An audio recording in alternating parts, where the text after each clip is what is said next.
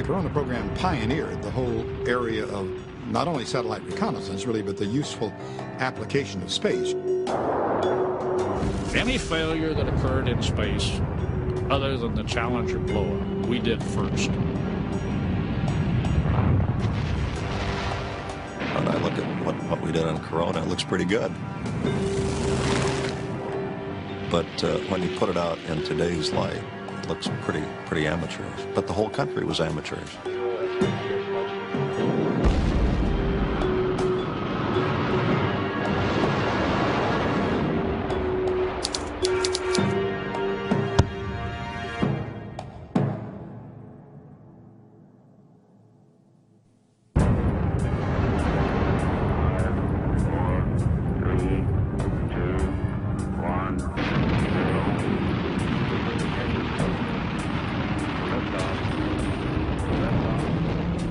This is the American space program that you know.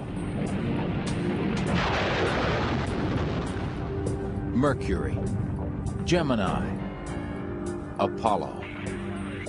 The familiar names of the pioneering efforts that eventually put men on the moon. But there was another space program you weren't told about. It was called Corona, and it was the world's first spy satellite. From 1960 to 1972, Corona took pictures that laid bare the secrets of the communist world. Born in the era of vacuum tubes and computer punch cards, Corona was a landmark accomplishment in engineering and espionage. But success did not come easily, and it would not have come at all but for the stubborn conviction of the men who built the satellite. They were from the generation stunned by Pearl Harbor and toughened by World War II, the generation that created the atomic bomb and then quickly learned to fear its power.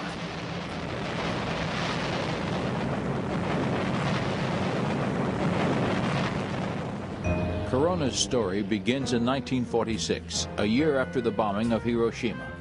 Under the codename Operation Crossroads, an elite group of scientists and soldiers gathered in the Bikini Islands to test America's atomic superweapon. Scrapped warships would be the targets of the world's first underwater nuclear blast. To record the devastation, the military sent in a dozen RB-29s filled with cameras and reconnaissance experts. Several men who later played key roles in Corona were on these planes. Camera designer Walter Levison was one of them. Levison spent most of World War II photographing enemy targets for bombing runs. He was not certain what to expect at Bikini. I can't remember how many planes there were, but there were a lot of them, maybe 10, 12, something like that. And the whole side of the airplane was full of cameras. And we were warned, you know, there's X number of seconds to detonation. And we had on very, very dark glasses. And we were not supposed to look directly at the bomb anyway, but what the hell was the point of being there if you weren't going to be looking at the bomb? So there's this beautiful, bright flash of light, you know, and then the cloud starts growing. And there's a fireball. And it's immense. It's far bigger than you would think it would be.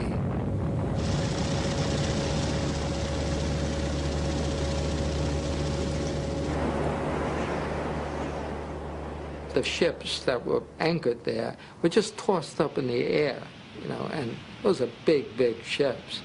And they were tossed around like they were toys.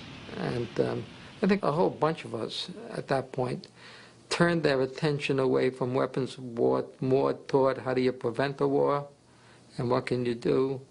And that became the focus for the rest of my life, actually. The threat of a Third World War emerged almost immediately after the Second came to an end. Two nations had emerged as superpowers, the United States and the Soviet Union. Their ideological differences were vast, and the political rhetoric between the two grew openly hostile. The Soviets made no secret that their goal was to liberate the world through communist revolution. Western leaders worried that the Soviets would develop nuclear weapons of their own and launch them against Europe and the U.S. in a massive surprise attack. The problem was, no one knew what the Soviets were doing. The nation was vast and mysterious, a brutal police state that punished those who asked too many questions.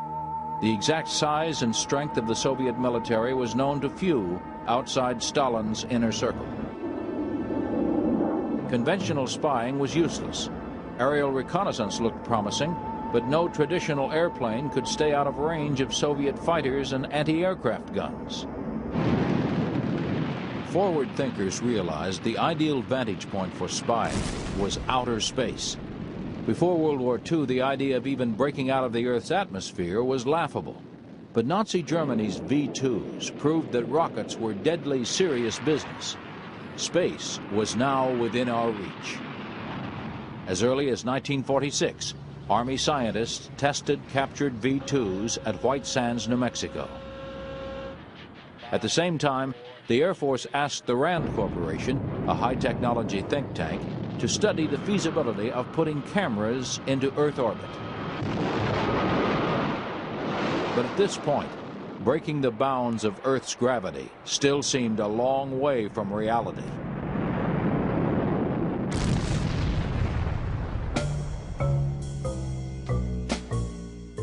Working from other RAND studies, the Air Force turned to a much older form of transportation. Balloons had first been used for aerial reconnaissance during the Civil War. Now the U.S. hoped to turn them loose against the Soviets. In the early 1950s, the Air Force began converting its weather balloons, seen here, into high-flying reconnaissance platforms laden with cameras and listening devices. Eventually, hundreds of recon balloons were launched into the jet stream. Light-sensitive photoelectric cells triggered the cameras on at dawn and off at dusk. Codenamed Gopher and Genetrix, the balloons resulted in little solid intelligence, mostly because they could not be guided over specific targets. Test balloons also had the unfortunate side effect of fueling the nationwide hysteria over UFOs. Only 44 payloads were recovered from the 516 Genetrix balloons launched, and just 32 had usable photography. Still, one balloon uncovered a large nuclear refining facility in Siberia, so the program was considered a modest success. Genetrix's most influential supporter was Dr. Edwin Land, the inventor of the Polaroid camera and a fierce patriot. Land began secretly advising the White House on reconnaissance issues in 1954. Over the next 3 decades, Land and a small team of experts provided behind-the-scenes guidance on a slew of classified projects. That advice was urgently needed. The USSR had recently detonated its first hydrogen bomb. Eisenhower's fears of a nuclear sneak attack grew. He demanded information, but it had to be obtained as discreetly as possible. Land and his team suggested a short-term solution, building a controversial Lockheed design called the U-2.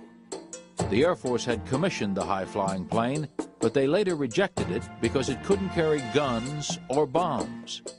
Now the U-2 would be manufactured and fitted with a powerful new camera and high-resolution film. But it would not be controlled by the Air Force. At that time, Eisenhower had 2 institutions whose mission was security. One, the Air Force, and the CIA. Both of them were institutionally incapable of doing this job, the U-2. And I'll say the follow-on of the satellite. When I'm talking U-2, I'm talking overflight, U-2 satellite. When those 2 institutions, each of which alone was incapable of doing this, were brought together, we had 2 negatives make a positive. It created the U-2 and the follow-on reconnaissance satellite effort. The Air Force provided support, and the CIA, which really wasn't in the hardware business at all, carried the ball. And under Bissell did a fantastic job. Richard Bissell was the CIA's point man on the U-2. Bissell had been the hidden hand behind the Marshall Plan to rebuild post-war Europe.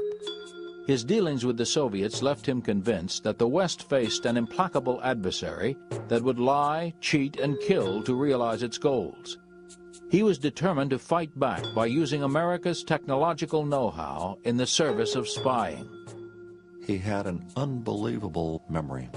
He could recite train schedules from 10 years before. He did that just to keep his mind fit.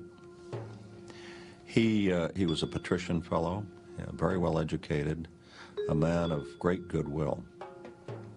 He had come into the agency in Allen Dulles' time, and his first real project had been to develop the U-2. And he clearly was one of those people that just had a lot of get up and go. He could cause people to work together, he could build a consensus, and he was decisive. Under Bissell's streamlined management, the U-2 was built and flown in 9 months. In 1956, it began its dangerous treks into Soviet airspace. Much as they tried, the Soviets could not shoot down the high-flying plane, but they did lodge diplomatic protests after every incursion. For this reason, Eisenhower rarely approved flights into Russia. But the photos the U-2 did bring back hinted that Soviet boasts of military superiority were more wishful thinking than reality.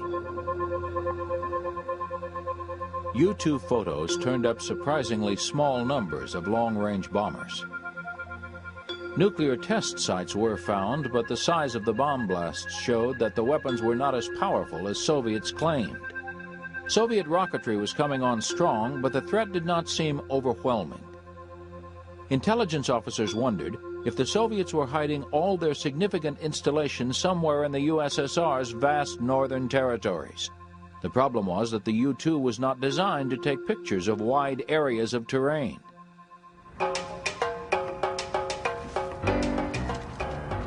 At this point, balloons rose again as a reconnaissance option, this time under the name Weapon System 461L. Built around a powerful camera designed by optical physicist Walter Levison, 461L was an order of magnitude improvement in photographic quality for aerial spying. The camera could take sharp photos of wide areas of terrain from altitudes near the edge of the Earth's atmosphere, twice as high as previous balloon cameras. In 1958, after months of delays, 3 461L balloons were launched off an aircraft carrier into the jet stream. Unfortunately, the launches had been delayed, and someone forgot to reset the balloon's timers. All 3 payloads dropped into communist territory. Eisenhower was livid. The Air Force had guaranteed him that this new surveillance program would be undetectable. Now the president had an international incident on his hands. 461L was quickly canceled. But the elegance of Walter Levison's camera was noted by Polaroid's Dr. Land. It would quickly be put to new use. In October of 1957, the Soviet Union put the first man-made satellite into space. Soviet spokesman pointedly noted that the same rockets that sent Sputnik into orbit could easily send missiles to any part of the world. Sputnik set off a near panic in the United States. Politicians charged that America was lagging behind Soviet technology, and if action wasn't taken soon, the West would fall victim to a missile gap. In fact, American missile building was in full swing. The Air Force's Ballistic Missile Division had been test-firing ICBMs for years.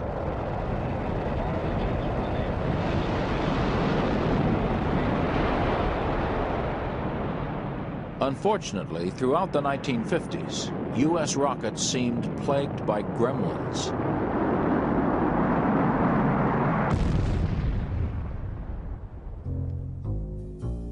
One of the programs managed by the Ballistic Missile Division was Weapon System 117L, a semi-secret plan to build a television-based reconnaissance satellite.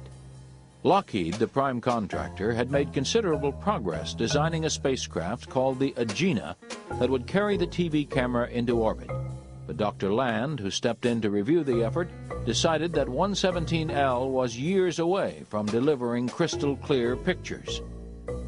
Remembering the powerful optics of Leveson's balloon camera, Land convinced Eisenhower that his new goal should be to put a similar camera into space, let it take pictures, then bring the exposed film back down to Earth for developing.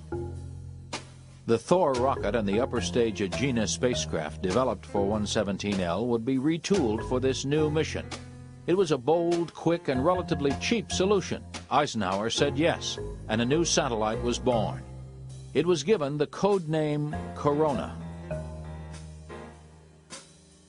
I was called into my boss's office, and he basically said, "Jim, I'm going to give you a new assignment," which was a bit of a disappointment because I had the responsibility for the payload and most of the applications of this WS-117L, and I liked the job. I didn't want another job. But he says, "We want you to go underground." And that, to me, after I found out more about it, was he wanted me to go off and head a covert program, a truly solid, need-to-know program that could tell no one. The task facing Lockheed's engineers was daunting. At a time when American rockets could barely get off the ground, they had to put a finely calibrated machine into outer space and control its actions once it got there. The goal was to put a Corona satellite into polar orbit around the Earth. Once there, the satellite's camera would be turned on and off as areas of interest passed by underneath. The capsule needed to be stable on all three axes. In other words, instead of spinning like a top, it had to stay level like an airplane or a balloon, always keeping its lens pointed at the Earth. Corona's film would spin from the back of the satellite, through the camera, and into a take-up reel crammed into the nose of the spacecraft. When all the film was exposed, the spacecraft would eject a bucket filled with spy film back down to the Pacific Ocean.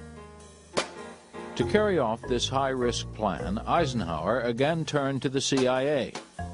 Richard Bissell, now a rising star at the agency following the success of the U-2, added Corona to his list of responsibilities. Bissell applied the same tight security restrictions here that he established for the U-2. For Air Force coordination, Bissell turned to General Osmond Ritland, his deputy on the U-2 program. Ritland set up a covert or black Corona office, then hid it inside a mild-mannered space research program called Discoverer. Colonel Lee Battle ran the day-to-day operations of the so-called Discoverer program. At first, only Battle, his deputies, and one office worker knew the satellite's secret identity. I was official United States Air Force secretary. The engineering stuff went right over my head.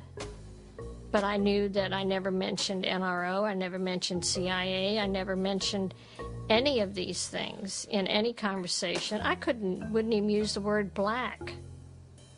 Black program, you know, what's that? The skunk works. You just never said those things. You have to be introduced to everybody before you do any talking. Like if I was introduced to you and I knew that you had been briefed, but I hadn't been introduced to you as this is so-and-so who's briefed on the Corona program, I could never discuss Corona with you. A crash development program was set into motion. The goal was to begin launching satellites by 1959, less than a year away. Rocket engines were tested, and recovery capsules endured punishing trials to see if their delicate payloads would survive the shock of re-entry and splashdown. Meanwhile, Air Force pilots tried to learn one of the most challenging maneuvers in aviation history, catching recovery buckets as they floated down on parachutes. The public and most of the people who worked on the project were told that the Discoverer program's mission was scientific testing. These astromice were part of the deception. Discoverer was supposed to put them and a few monkeys into outer space. That never happened. But sometimes the satellite was used for legitimate research. When launches began, the secret Corona team often played a shell game, swapping in a science payload for a spy camera at the last moment. This cloak and dagger game frustrated the medical researchers, none of whom were briefed on the secret mission. Lockheed built the spacecraft, but a company called iTech built its contents, the first space-based spy camera. iTech was co-founded by reconnaissance expert Richard Leghorn, a veteran of Operation Crossroads. One of iTech's key employees was Walter Levison, the designer of the 461L balloon camera. Now Levison and a team of engineers wrestled with the challenge of building a precision instrument that could function in outer space. What you want to do is to optimize the camera. The easiest thing in the world is to throw too much camera at a problem. And that means you put too long a focal length on it or too wide an aperture. And so it becomes important to be able to optimize the solution to the problem as opposed to throw the biggest camera you can fit into the space at the problem. You can put enough camera in there so it would never get off the ground. I think anyone who knows anything about a camera is the worst thing that can happen is that you move the camera when you're taking a picture. And basically the problem is the same up there. While you are taking the picture, everything has to be standing still as far as you're concerned. Now, you take into account the fact that you are going 18,000 miles an hour through the area by what they call image motion compensation. And that's basically tracking the image with the camera system. But some changes can be so subtle you can't really identify what you've done. But if it works out, you better leave it alone and stick with it. This elaborate maze of lights and miniatures is iTech's model room, where engineers test the sharpness of their optics. Since the days of Corona, lenses have been locked into this ceiling and pointed down at tiny targets. This system can replicate any possible angle of the sun at any time of the day or of the year. With a few minor adjustments, technicians can see exactly what a camera will see from outer space. But at first, no one was certain the Corona satellite would actually work. In the early days of spaceflight, basic questions about rocket science and optical physics hadn't been answered. For instance, could a camera survive being shot into space? If it survived and took pictures, would it be able to see through the Earth's atmosphere? Would the vacuum of space play havoc with the satellite's delicate parts? Would any of 100 other things go wrong? The answer to all of these questions was yes. If things could go wrong, they did go wrong.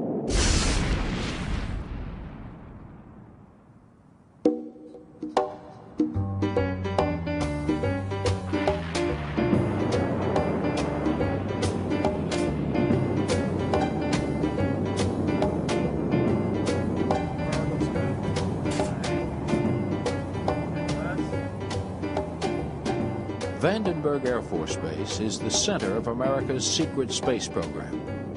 Since the mid-1950s, thousands of rockets have blasted off from Vandenberg's 55 launch sites.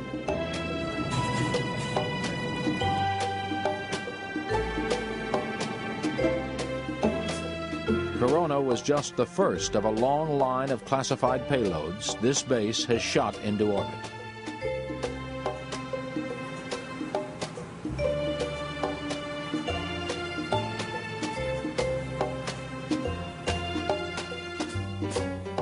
But Vandenberg is not the ideal location for a high-security launch site. It's often cold and foggy here. For several decades, a passenger train ran right through the base. Still, Vandenberg is in the right position to send satellites into the north to south orbits favored for spying.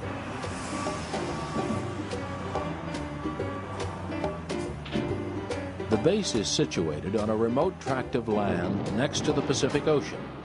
A handy thing if you're worried about dud rockets crashing down on civilian heads. And in the 1950s and early 60s, rockets crashed more often than not.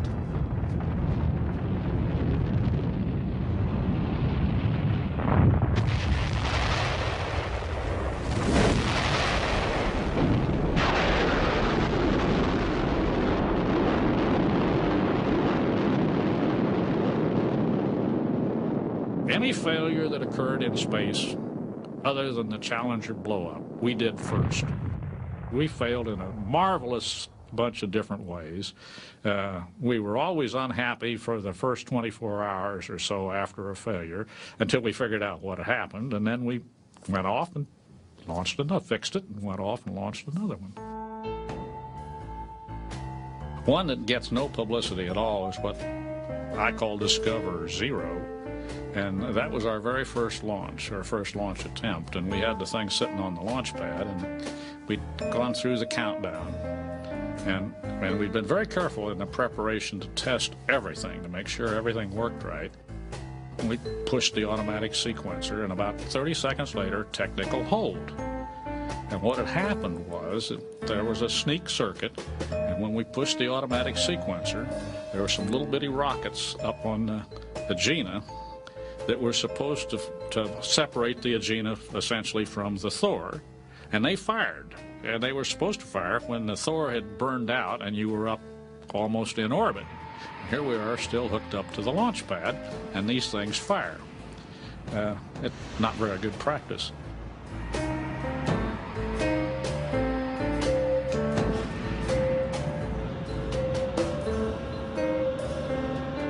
The next one we launch, everything goes great. Yep, it takes off and everything is fine. This is Discoverer 1, and so the Air Force holds a big press conference and says Discoverer 1 is in orbit. Unfortunately, the tracking stations never hear it, nor does anybody else. But we've already said it's in orbit. And then we go back and look at the facts, and the facts are that our tracking station got only about half of the Agena burn, so it could only track it halfway, and it assumed that since everything was right halfway, everything continued to be right the rest of the way. Well, that's a bad assumption. And so we learned that you never say you're on orbit until you get acquisition at a tracking station. So we spent 3 weeks trying to prove that it went in orbit, and I'm convinced that, well, I signed the report that said it went in orbit, but I'm really convinced that it went in the South Pacific. Discoverer 2, we thought everything was going great. We made a mistake at the tracking station in Kaina Point. They misset the timer, and it was very easy to do. And we never could talk to it again because we were very paranoid about the Russians taking control of the satellites, so we only turned on the comm system when it was supposed to be in range of a tracking station. So it's gone. And so all we can do is sit there and say, where is this thing going to come down? By studying the capsule's trajectory, the Corona team guessed that the film pod would land near the Arctic territory of Spitsbergen, perilously close to the USSR. Did Discoverer 2 really go down in Spitsbergen? A bunch of guys jumped on an airplane and flew to Norway, and they were going to go out and see if they could find it. There was no way to get from Norway to Spitsbergen. There was no landing field on Spitsbergen that was big enough. So they flew over and they saw a lot of tracks in the snow, and they said, oh, that must have been the Russians getting the capsule. Luckily, Discoverer 2 didn't carry a camera. The mission payload was a pair of artificial mice, part of the biomedical cover story. Launches continued at the rate of 2 every other month.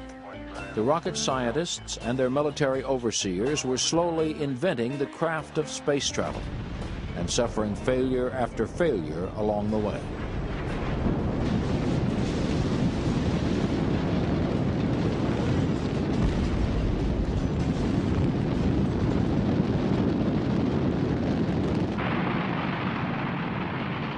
We were very primitive. And sometime later, we blew up one. And the failure analysis said, well, the thing probably took off with a leak in the fuel tank, one of the fittings in the fuel tank, and it leaked out the hydrazine, and when the Agena ignited, the whole thing blew up.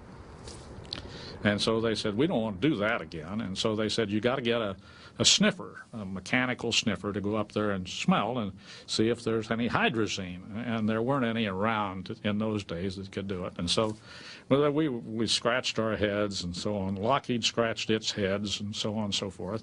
And finally, there was a guy in Lockheed said, well, I've got a calibrated nose.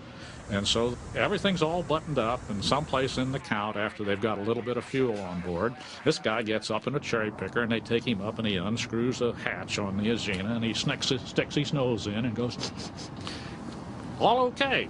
So now today, OSHA, IRPA, and all those other clowns would die, but because it's poisonous as hell. I mean, hydrazine is not healthy stuff. We had 10 launches before I went to Vandenberg for a launch, and the launch I went to was a glorious failure. The Thor lifted off the pad, and they'd made a mistake, and instead of going straight up and going over like this, it went up, and it was a dancer.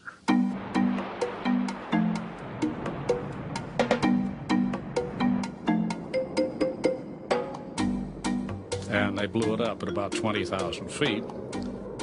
And here's all these pieces, and you're sure they're going to come down and hit you. So there was a mad scramble to get under something, and then suddenly somebody realized that thing's going to fall down here, and it's got all sorts of classified stuff on board, the film. And so there was a mad rush, went down, jumped in the car, and drove like madmen down to where the thing was, and over in one corner, off in one area, there was the payload. And the front end was relatively intact, and so we didn't spread film all over everywhere. Eisenhower was very clear as this went along. He said when I would report to him another failure of the so-called Discoverer satellite, he would say, don't worry about it. We're going to stay with this thing. We're going to bring it through because it's something that we really need. And he was committed to it and very steady in his support.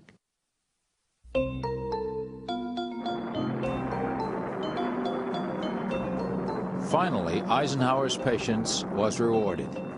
With Discoverer 13, the Air Force and Lockheed managed to put a camera into orbit and turn it on and off. The payload bucket was ejected right on schedule, though this test mission didn't carry any film. The falling capsule eluded the recovery planes that hoped to snatch it from midair. The bucket splashed down 300 miles northwest of Hawaii, where it was retrieved by a Navy helicopter. An encrypted message was immediately sent to Richard Bissell at the CIA. It read simply, "Capsule recovered undamaged." The Air Force, Lockheed, and their shadowy partners in the intelligence community could now breathe a sigh of relief. The months of embarrassing failures seemed to be over.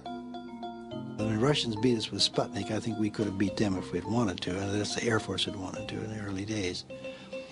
But the Sputnik wasn't much of a program, and the Russian attempts to put the dog and all of that stuff in orbit, those were very well done, to be sure. But they weren't really trying to do what we were trying to do. We were trying to put something in orbit, do a job, and then bring it back. So that the big race for us was recovery. And when we finally did make recovery, we had a very, very nice party. And all of the key people to celebrate got thrown in the swimming pool at Ricky's in Palo Alto. That was our big celebration of that event. We were very pleased with ourselves. So we said we beat the Russians in that case.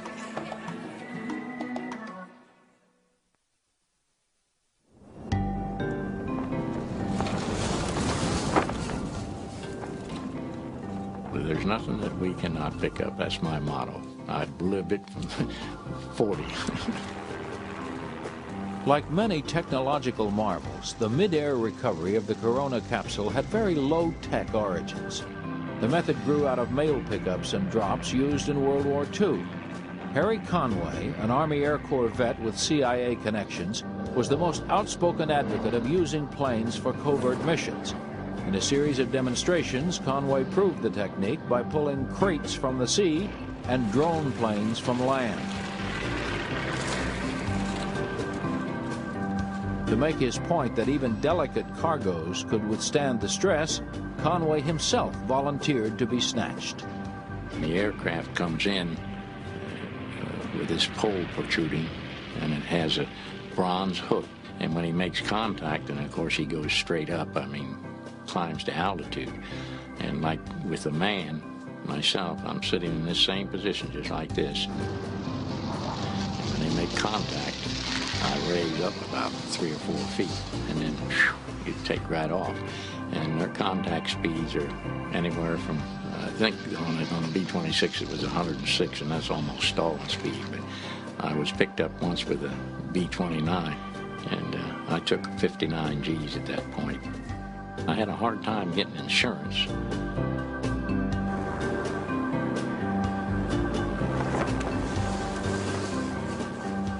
Air recovery was first used for the secret balloon reconnaissance programs.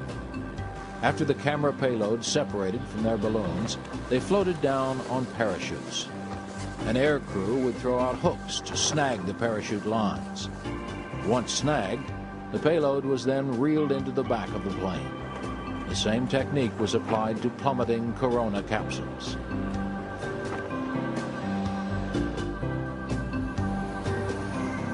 To keep Corona film from falling into enemy hands, a squadron of C-119s was sent to Hawaii. It took air crews months to perfect the satellite recovery technique. The trick was to figure out a falling capsule's trajectory, then to put airplanes near the capsule's path of descent. When the capsule appeared, the C-119s swooped in to grab the falling bucket of film.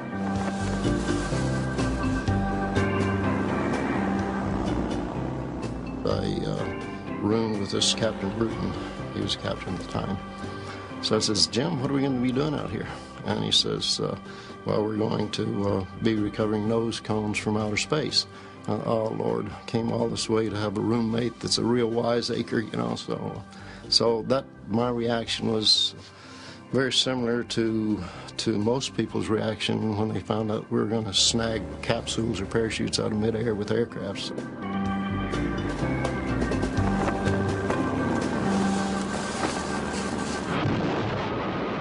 Discoverer 14 was the first mission where everything worked correctly. The Corona camera took its pictures, the film bucket was shot back to Earth, then the bucket was successfully snagged in midair. But recovery crews were kept in the dark about the bucket's true identity. I think that everyone speculated on what it was, and of course that speculation was never discussed among people, and it was in the newspapers and you know, all this kind of stuff, what are the big spy satellites and things like that. What happened if they missed? Consider the case of Discoverer 15.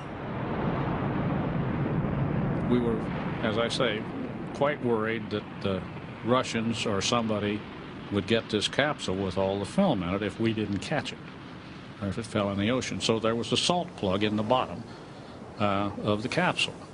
The salt plug was good for roughly 24 hours, supposedly 12 to 24 hours. And if you hadn't gotten it back by that time, it would the plug would eat away and the water would flow in and it would sink. And so that was one of the safety features on the doggone thing. And in this particular case, the capsule came down way long, and they got bunch of nuts that like to jump out in the ocean in parachutes and float around. And when they finally got them permission to jump, a cloud came through and it rained, and when the cloud went away, the capsule had sunk. And so we didn't get Discoverer 15 back, and that was a disappointment. Technical problems continued to dog Corona over the next few years. But from the very first missions, Corona photographs opened up the secret world of the Soviet Union to an extent that CIA analysts could only dream of in the 1950s.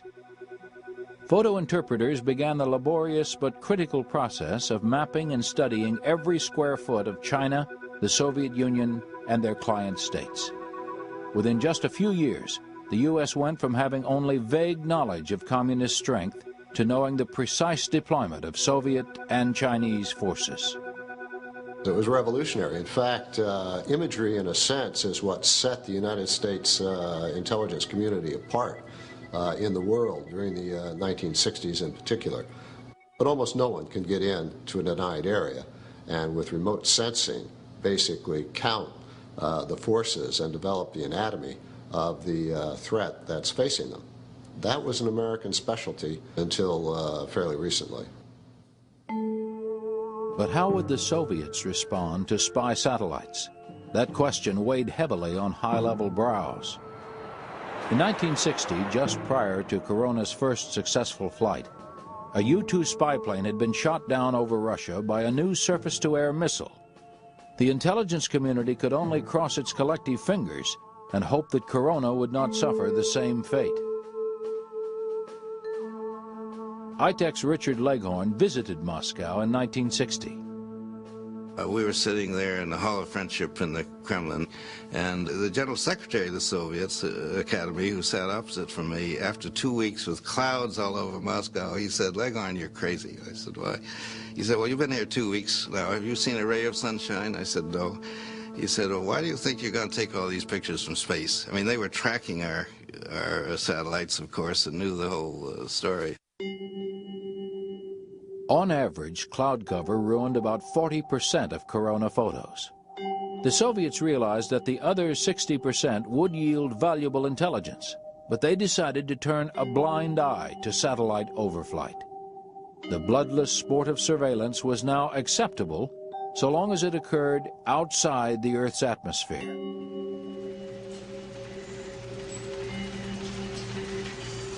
Clouds turned out to be the least of the problems that faced camera designers.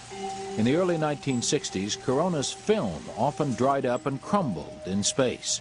This problem was eventually solved by the film's manufacturer. Kodak perfected a polyester-based film that could better withstand the arid conditions of space, where temperatures range from 250 degrees above zero to 250 degrees below. But the most maddening camera problem coincidentally shared its name with the satellite. As it turned out, Corona was one of the biggest problems that we had in space. Now, Corona, for those people who don't understand it, is an electrostatic discharge which results in a spray of light. And you can't have that inside a camera, else you don't have any film when you get back onto the ground.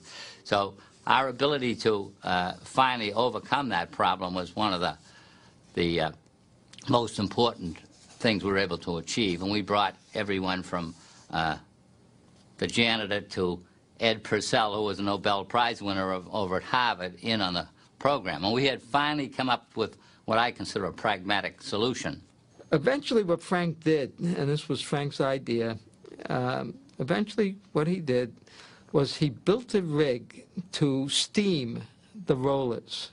And then he took each one of them, put them into a camera, put film in the camera, put it into a vacuum chamber, and if he got static, he threw it away. If he didn't get static, we used it. And that's the way we solved the problem. By the mid-60s, the quality of Corona imagery had improved dramatically. Resolution quality, the sharpness of objects in a photo, went from 25 feet to 6 feet in a handful of years. Corona data had already proved that fears of Soviet ICBM superiority were unfounded, though the photos also proved that the USSR was building up its forces in all areas, from atom bombs to chemical weapons. Chinese activity was also closely monitored, and by studying force-level buildups along their borders, analysts were able to watch the tension mount between the USSR and China throughout the 1960s. Later, President Nixon was able to leverage both communist nations against each other in the pursuit of détente. Corona cameras also turned up unexpected findings. In a strip of film shot over the Middle East in 1971, a photo interpreter saw a puzzling pattern in the sand. On closer inspection, he realized he was looking at a 12th century Roman fort that was invisible from the ground. Sometimes Corona shot color and infrared film, but the resolution quality was relatively poor. Color pictures were useful when analysts needed to monitor crop growth or mining activity. Perhaps the most dramatic Corona photos were taken in 1969, when the superpowers were racing to put men on the moon. The Soviets had built a 315-foot conical-shaped rocket, probably the largest rocket ever made. This is the rocket sitting on its launch pad, being readied for its first flight. And this is the aftermath of its disastrous launch. The rocket exploded on the pad, with a blast so powerful that its launch gantry and electrical tower were knocked to the ground. There's so much information on there, you sometimes wonder, did they ever actually get everything you could get off of any one negative? And the answer is, in all probability, they did on the negatives of great interest, but that was, relatively few negatives.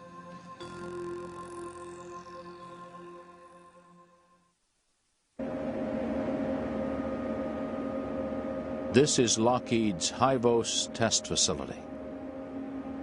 Here, satellites are raised into a vacuum chamber and subjected to the extreme conditions of space. For more than 12 years, engineers used this room to put Corona satellites through their paces. As new technologies developed throughout the 1960s, they were quickly integrated into the spaceship.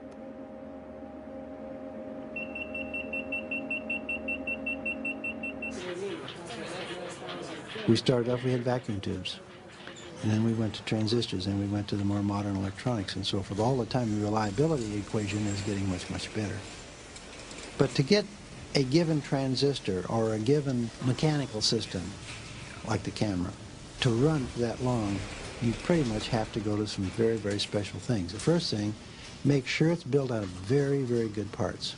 You can't just take any old run-of-the-mill Radio Shack parts and build a satellite. We had to get very, very excellent, good, clean parts. The second thing is you have to test them very, very carefully, make sure what you have. And then ultimately, you have to design in redundancy. So we called it belt and suspenders redundancy, so that if one failed, you go to another system to back it up. This is the final version of the Corona camera, the KH-4B. First flown in 1967, this camera was fitted with 2 lenses and 2 film buckets, effectively doubling its useful lifespan.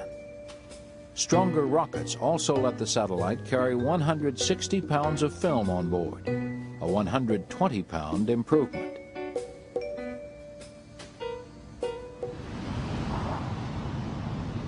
By the late 60s, Corona had flown well over 100 missions, but the satellite's useful life was coming to an end. Powerful new systems that didn't use film were on the way, but Corona's reliability and relatively low cost made planners loath to cancel it. Corona was very early in the application of space for any purpose, and it did pioneer the recovery of payloads from space, high-performance imagery in space, 3-axis stabilization of camera or of space systems, all of which were absolutely vital. If they hadn't been done in Corona, they would eventually have been done some other way. But this was really the very fastest and the cheapest way to do it, even though there were an even dozen failures, so-called failures, where no film was returned with imagery on it. Yet at a cost of $7 million or so per launch, $850 million for the 145 launches, as I recall, that was a cheap price to pay. Corona was the first successful U.S. space program, and it managed to outlive NASA's Mercury, Gemini, and Apollo programs as well. By 1972, when the last and final Corona satellite was launched, Americans had already wearied of men walking on the moon. But Corona's long-term legacy extended far beyond its technical accomplishments. You know, we all felt a part of something that was going on that was terribly important to national defense, international policy. And there was not the usual squabbling between contractors, and there was not the usual squabbling between agencies. You know, the CIA and the Air Force got along. And we were all working for what appeared to be a very important end goal. And we all felt pretty good about that.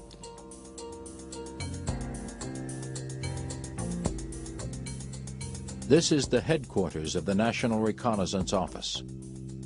A joint CIA and Department of Defense agency, the NRO builds and maintains the U.S. fleet of space-based spies.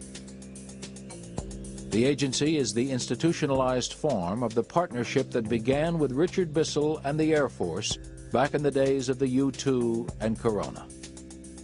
Formed in the early 60s, the NRO was so secret that until 1992, even its name was classified.